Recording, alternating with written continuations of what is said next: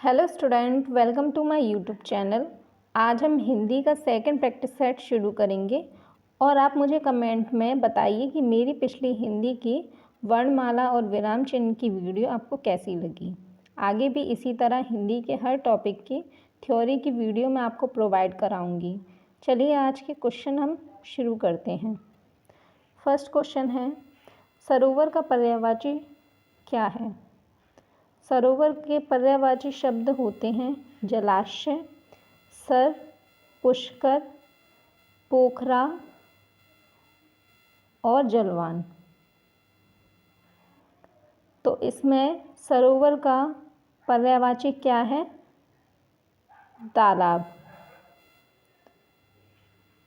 तालाब और ताल भी पर्यायवाची होते हैं सरोवर के। बादल के पर्यायवाची हैं अभ्र, मेघ, धर, जलधर, वारिधर। कमल के पर्यायवाची राजीव, अरविंद, पंकज, जलज, नीरज, सरोज, नलिन, अम्बुज। ये सभी कमल के पर्यायवाची होते हैं। समुद्र के पर्यायवाची सागर, जलधाम, जलधि होते हैं। अगला है, सही वर्तनी वाले शब्द का चयन करें। तो इन ऑप्शन में सही वर्तनी किसकी है? मंतव्य कैसे लिखा जाता है? मंतव्य के लिखने का सही तरीका इस तरीके से होता है। Option C. थर्ड क्वेश्चन है, उस विकल्प का चयन कीजिए जो निम्न मुहावरे का अर्थ व्यक्त करता है। लंगोटी में फाक खेलना, इसका क्या अर्थ होता है? इसका अर्थ होता है दरिद्रता में आनंद लूटना। क्या होता है इसका अर्थ? दरिद्रता में आनंद लूटना। फोर्थ क्वेश्चन है, दिए गए वाक्यांश के लिए एक शब्द दीजिए। बरसात के 4 महीने, इसके लिए एक शब्द क्या होगा? चातुर्मास्य, मतलब चौमासा।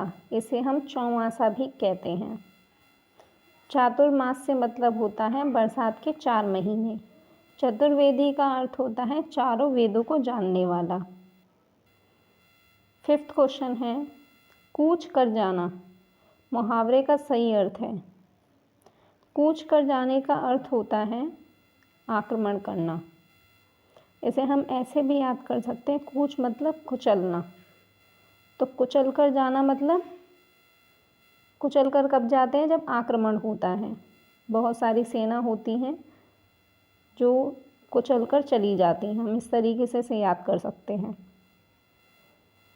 अगला क्वेश्चन है, रिक्त स्थानों को भरने के लिए सबसे उपयुक्त शब्द का चयन करें।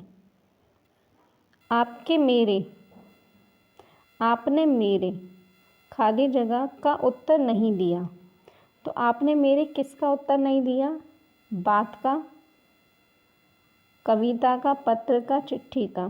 तो आपने मेरे पत्र का उत्तर नहीं दिया। बात इसमें इसीलिए नहीं आएगा क्योंकि बात के लिए हमें यहाँ मेरी लगाना पड़ता। कविता के लिए भी मेरी लगाना पड़ता, चिट्ठी के लिए भी मेरी, लेकिन पत्र के लिए मेरे पत्र का उत्तर नहीं दिया। अगला क्वेश्चन है, दिए गए वाक्यांश के लिए एक शब्द दीजिए। जीतने की इच्छा। जीतने की इच्छा को क्या कहते हैं? इसे कहते हैं जिगीषा। और जीतने की इच्छा रखने वाले को क्या कहते हैं? रखने वाला। उसे कहते हैं जिगुषु। उसे जिगुषु कहते हैं। जिजीविषा किसे कहते हैं? जीने की इच्छा रखने वाला, जिजीविषा। इसी तरीके से मरने की इच्छा रखने वाले को मुमूर्षा कहते हैं। मुमूर्षा। मरने की इच्छा को मुमूर्षा कहते हैं और मरने की इच्छा रखने वाले को मुमूर्षु कहते हैं। तैरने की इच्छा तितिर्षा और तैरने की इच्छा रखने वाला तितिर्षु कहलाता है।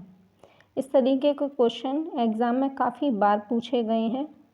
ज़रूरी ही नहीं कि एसएससी जीडी में ही पूछे गए हों, हर एग्ज़ाम में पूछे जाते हैं। खाने की इच्छा बुभुक्षा और खाने की इच्छा रखने वाला बुभुक्षु। इसी तरह पीने की इच्छा को पिपासा और पीने की इच्छा रखने वाले को पिपासु। जानने की इच्छा को जिज्ञासा और जानने की इच्छा रखने वाले को जिज्ञासु। युद्ध करने की इच्छा युयुत्सा और युद्ध करने की इच्छा रखने वाले को युयुत्सु कहते हैं। ये क्वेश्चन बहुत इम्पोर्टेंट है और ज़्यादातर एग्ज़ाम में इसी तरीके से क्वेश्चन पूछे जाते हैं। आगे देखेंगे हम 8th क्वेश्चन। सही वर्तनी वाले शब्द का चयन करें। तो संग्रहित किस तरीके से लिखा जाता है? संग्रहित को सही तरीके से लिखना इस तरीके से होता है। हाँ पे बड़ी ई की मात्रा लगती है, ना कि छोटी ई की। 9 क्वेश्चन है, निम्नलिखित प्रश्न में दिए गए 4 विकल्पों में से उस विकल्प का चयन करें जो मुहावरे का अर्थ व्यक्त करता है। आँख दिखाना, ये सबको पता है। आँख दिखाने का मतलब क्या होता है? अपना गुस्सा प्रकट करना। जब हमें अपना गुस्सा प्रकट करना पड़ता है तो हम आँख दिखाते हैं। 10वां क्वेश्चन है, दिए गए शब्द का विलोम चुनें। तो अपमान का विलोम क्या होता है? अपमान का विलोम होता है सम्मान। अपमान का विलोम क्या होता है? सम्मान। 11वां क्वेश्चन है, दिए गए शब्द का समानार्थी शब्द बताइए। समानार्थी मतलब पर्यायवाची। तो यमुना के पर्यायवाची कौन कौन से होते हैं?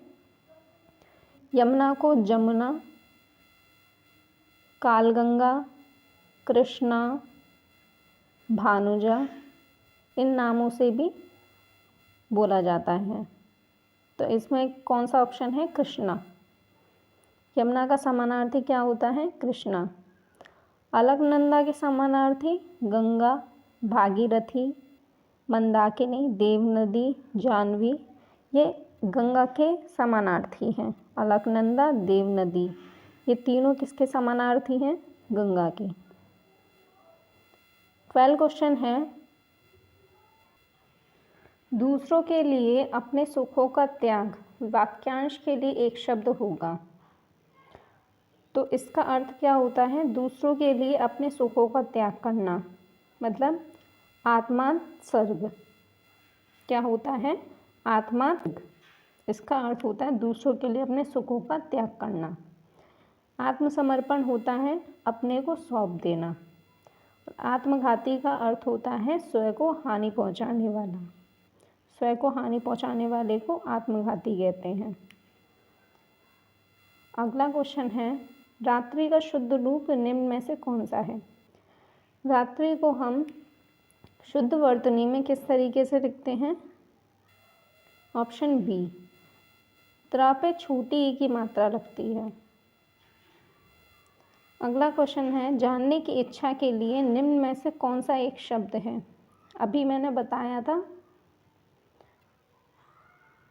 तो क्या होगा इसका आंसर? जानने की इच्छा रखने वाले को क्या कहते हैं? बताइए। इसे कहते हैं जिज्ञासा। क्या कहते हैं? जिज्ञासा। और जानने की इच्छा रखने वाले को जिज्ञासु। क्या कहते हैं? जिज्ञासु।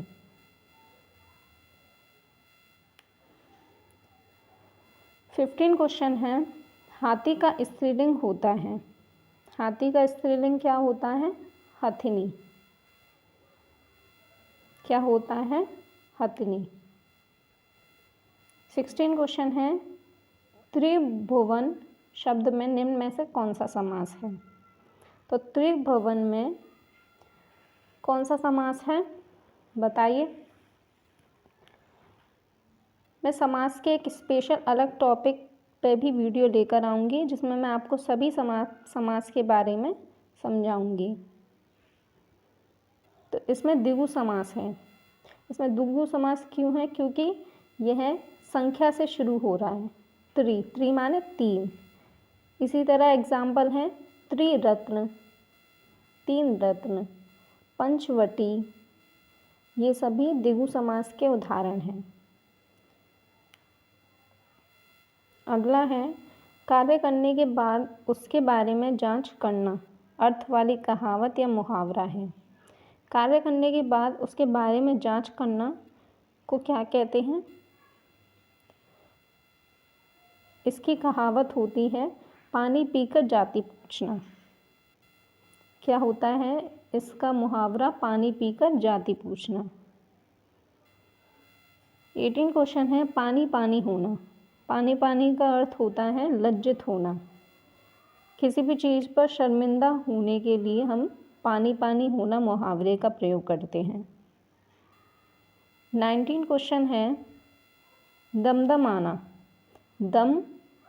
दम में दम आना। दम में दम आने का मतलब होता है शांति मिलना।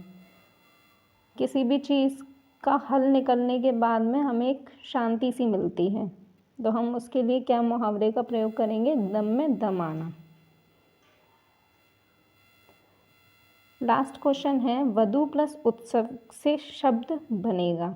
ये संधि है और मैं संधि के लिए भी अलग टॉपिक लेकर आऊँगी, जिसमें आपको मैं पूरी तरीके से संधि के टॉपिक को समझाऊँगी। वस्तु प्लस उत्सव को जोड़कर हम किस तरीके से लिखेंगे? वधूत्सव।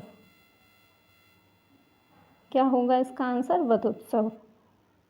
ये वीडियो का लास्ट क्वेश्चन था और आज के लिए बस इतना ही। चैनल को सब्सक्राइब करना ना भूलें और वीडियो को लाइक एंड शेयर ज़रूर करें।